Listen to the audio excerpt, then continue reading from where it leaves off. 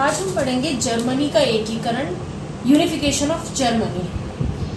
पिछली क्लास में हमने 1848 उदारवादियों की क्रांति पढ़ी थी, जिसमें जो मध्यम वर्गीय उदारवादी थे उनकी क्या मांगे थी कि कॉन्स्टिट्यूशनलिज्म विद नेशनल यूनिफिकेशन, यानी संविधानवाद और राष्ट्रीय एकीकरण उनकी मांग थी।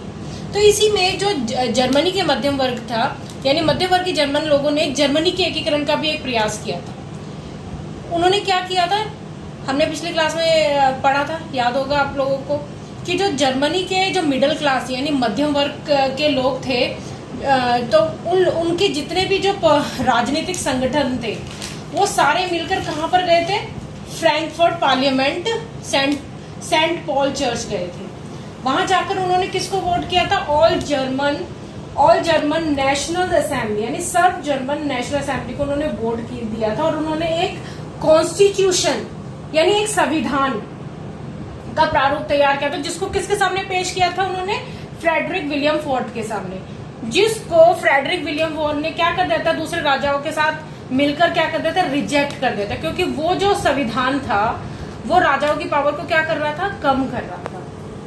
ठीक है, तो उसने सैनिकों की मदद से उसे भंग कर दिया, यानी राजशाही और फौज की ताकत से मिलकर उसने उनके जो उस आंदोलन था या जो उन्होंने एक प्रयास किया था उसे दबा दिया था। और इसमें उनको किसका सपोर्ट मिला था? बड़े भूस्वामियों का भी समर्थन मिला था, भूस्वामियों को, यानी जंकर्स, उनको हम बोलते हैं प्रूशिया में जंकर्स। ठीक है, तो उनका सपोर्ट मिला था। तो ये जो पहला प्रयास था जर्मनी को स्वतंत्र यूनाइट करने का, यानी एकीकरण करने का, वो क्या हो गया था? फेल हो गया था। It was first attempt to unify Germany but failed in 1848। ठीक है, तो फिर किस प्रकार जर्मनी बना प्रूशियन एम्पायर से? So how Germany was formed out of Prussian empire. ठीक है, तो इसमें पहला कदम उठाया इस बार कंजर्वेटिव्स ने, या कंजर्वेटिव यानी रूढ़िवादियों ने, यानी मोनार्क्स ने, जो पहले नहीं चाहते थे। इस बार पहला कदम उन्होंने ही उठाया, यानी प्रशा ने राष्ट्रीय एकीकरण के आंदोलन का नेतृत्व संभाल लिया।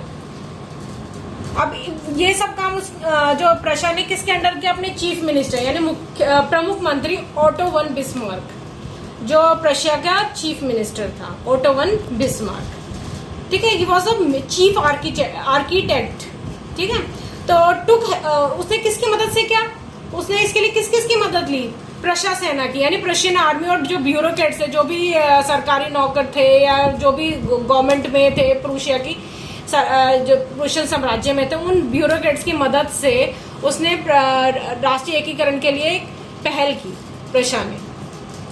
तो अब क्या था कि उस टाइम जर्मनी जो था वो जर्मनी, क्योंकि वो राष्ट्र राज्य नहीं था, तो जर्मनी किन किन देशों में बटा हुआ था? जर्मनी की जो टेरिटरीज थी वो किन किन के पास थी? ऑस्ट्रिया के पास, डेनमार्क के पास, फ्रांस। यानी अब जर्मनी को इनसे लेना था। अगर जर्मनी का हमें यूनिफिकेशन करना है तो जर्मनी का भाग ऑस्ट्रिया के पास था, जो जर्मनी के पास डेनमार्क के पास था, जो जर्मनी का भाग फ्रांस के पास था, वो उनसे लेना था। तो इसके लिए तो बहुत लंबी लड़ाई लड़नी पड़ी। तो उनको 7 साल में उन्होंने 3 लड़ाइयां लड़ी, 3 वॉर्स इन 7 ईयर्स। किनके साथ? ऑस्ट्रिया के साथ, डेनमार्क के साथ और फ्रांस के साथ। लेकिन एट लास्ट प्रूशिया उसमें जीत गया। ठीक है, तो उन्होंने जर्मनी का हिस्सा इन तीनों से वापस ले लिया।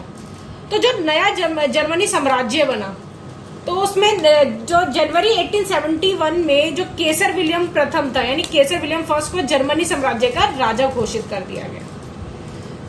तो जब जर्मनी का एकीकरण हुआ था, क्योंकि प्रशा ने ये सब करने में का बड़ा योगदान था, तो जर्मनी के एकीकरण ने यूरोप में प्रशिया को महाशक्ति के रूप में स्थापित किया। ठीक है, अब जो नया जर्मन राज्य बना था उसमें जो अब क्या हुआ कि उसको मेन स्ट्रेस किस पे दिया गया? उसकी मॉडर्नाइजेशन पर। तो नया जर्मन राज्य में क्या क्या मॉडर्नाइज किया गया? उनकी जो करेंसी थी, मुद्रा, बैंकिंग सिस्टम और जो उनका जुडिशियल सिस्टम था, उसकी मॉडर्नाइजेशन पे ज्यादा जोर दिया गया। ठीक है, तो नया जर्मन एम्पायर जो था वो मॉडर्नाइज होना चाहिए हर तरीके से, यानी करेंसी में, बैंकिंग एंड लीगल सिस्टम। तो इस तरह से हमने पढ़ा जर्मनी का एकीकरण। तो अगली क्लास में हम पढ़ेंगे यूनिफिकेशन ऑफ इटली। आज हम पढ़ेंगे यूनिफिकेशन ऑफ इटली, यानी इटली का एकीकरण। 19वीं सदी के मध्य में जो इटली था वो 7 राज्यों में बटा हुआ था। यानी Italy was divided into 7 states. जो इटली के लोग थे वो अलग अलग डायनेस्टिक स्टेट्स और जो हैब्सबर्ग एम्पायर में बटे हुए थे। तो इटली हम कह रहे हैं कि वो 7 राज्यों में बटा हुआ था। तो आप देखो मैप में देखेंगे हम कि इटली, देखो एकीकरण से पूर्व इटली का राज्य कैसा था। एकीकरण से पूर्व इटली के राज्य 1850, देखिए इटली अलग अलग 7 स्टेट्स में बटा हुआ है। ठीक है, तो अब हम देखेंगे अलग अलग भाग पे अलग अलग राज्य, जो साम्राज्य उनका अधिकार था। ठीक है, यहाँ देखिए उत्तरी भाग है, उत्तरी भाग पर ऑस्ट्रियाई हैब्सबर्ग का कब्जा था। जो बीच का हिस्सा था उस पे पोप का शासन था, और जो दक्षिण वाला हिस्सा था उसमें स्पेन के बुर्बोन राजा थे, उनका अधिकार था। सिर्फ एक यही वाला हिस्सा था सार्डिनिया पिडमोंट का हिस्सा है, जहां पर इटली राजघरानों का शासन था। ठीक है, तो इस तरह से इटली जो था वो अलग अलग जो साम्राज्य थे उनके आधिपत्य में था। ठीक है, तो गुजिप्पी मजीनी हमने जैसे पढ़ा था, ये इटली के क्रांतिकारी थे। हमने पहले भी पढ़ा है कि क्रांतिकारियों कर रहे थे। तो जो गुजिप्पी मजीनी जो थे ये एक इटली के क्रांतिकारी थे।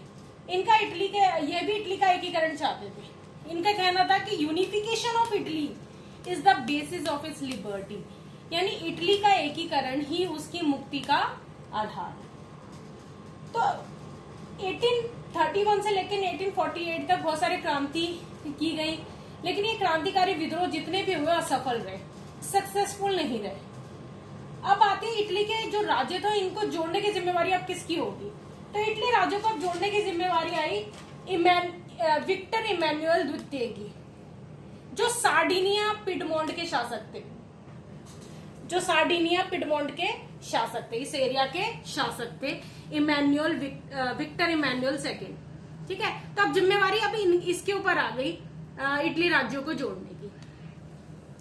तो इन्होंने जो विक्टर इमैनुअल सेकंड थे, इन्होंने ये जिम्मेवारी लेकिन इसमें एक बात और रह गई कि जो विक्टर इमैनुअल जो सेकंड थे ये चाहते थे इटली का एकीकरण, लेकिन इसमें उनका भी फायदा था। उसमें उनका क्या फायदा था कि जो यूनिफाइड इटली होगा उससे उनके इकोनॉमिक डेवलपमेंट और जो पॉलिटिकल जो डोमिनेंस यानी राजनीतिक प्रभुत्व है, इसकी पॉसिबिलिटी बढ़ जाती है। यानी अगर एकीकृत इटली होगा तो इकोनॉमिक डेवलपमेंट होगी और राजनीतिक यानी उनका बड़े एरिया पर उनका प्रभुत्व रहेगा। तो अब जो विक्टर इमैनुअल सेकंड थे, इन्होंने ये जिम्मेवारी दे दी अपनी चीफ मिनिस्टर यानी प्रमुख कैवर को। ठीक है, तो जो कैवर था उसके फ्रांस के साथ रिश्ते अच्छे थे। वो फ्रेंच बहुत अच्छी बोलता था इटली से जो इटालियन लैंग्वेज है उससे ज्यादा, लेकिन इसके फ्रांस के साथ रिश्ते बहुत अच्छे थे। तो 1859 में कैवर ने क्या किया, इसने फ्रांस की मदद से, कैवर जो सार्डिनिया पिडमोंट की तरफ से लड़ रहा था, with the help of France इसने ऑस्ट्रेलियाई बलों को हरा दिया। यानी कि कौन सा हिस्सा अब इनके हिस्से में आ गया? कौन सा वाला हिस्सा आ गया? उत्तरी भाग वाला हिस्सा, ऑस्ट्रियाई हैब्सबर्ग वाला हिस्सा इनके हिस्से में आ गया, जबकि सार्डिनिया पिडमोंट वाला हिस्सा तो पहले ही इनके पास था। अब उनका जो उत्तरी भाग वाला हिस्सा भी इनके पास आ गया। अब हम बात करते हैं दक्षिण की, जो दक्षिण इटली था। दक्षिण इटली में जो गुजिप्पी गैरीबल्डी था, 1860 में इसने लोकल पीजेंट यानी जो स्थानीय किसान थे उनका समर्थन पाके स्पेन के बुर्बो राजाओं को हरा दिया और दक्षिण का हिस्सा भी जीत लिया। यानी नॉर्थ वाला हिस्सा भी आ गया, दक्षिण वाला भी हिस्सा आ गया। ऐसे धीरे धीरे करके क्या हुआ, इटली का एकीकरण होता गया। तो 1861 में विक्टर इमैनुअल सेकंड को एकीकृत यानी यूनिफाइड इटली का क्या कर दिया, राजा घोषित कर दिया गया। यानी Victor Emmanuel second was proclaimed king of united Italy. तो इस तरह से इटली का यूनिफिकेशन हुआ। लेकिन एक बात इंपॉर्टेंट है कि जो इटली के लोग थे, जो इटली की मोस्ट ऑफ द पॉपुलेशन थी, वो बहुत इलिटरेट थी यानी निरक्षर थी। उनको ये लिबरल्स और ये नेशनल्स यानी उदारवादी राष्ट्रवादी विचारधारा के बारे में कुछ नहीं पता था। यहाँ तक कि उन्होंने कभी ये वर्ड इटालिया ये कभी सुना ही नहीं था। वो तो ला इटालिया वर्ड को क्या समझते थे कि वो विक्टर इमैनुअल्स वाइफ का नाम है ला इटालिया। तो ये सब था हमारी यूनिफिकेशन ऑफ इटली के बारे में। अगली क्लास में हम पढ़ेंगे ब्रिटेन की अजीब दास्तान, यानी स्ट्रेंज केस ऑफ ब्रिटेन।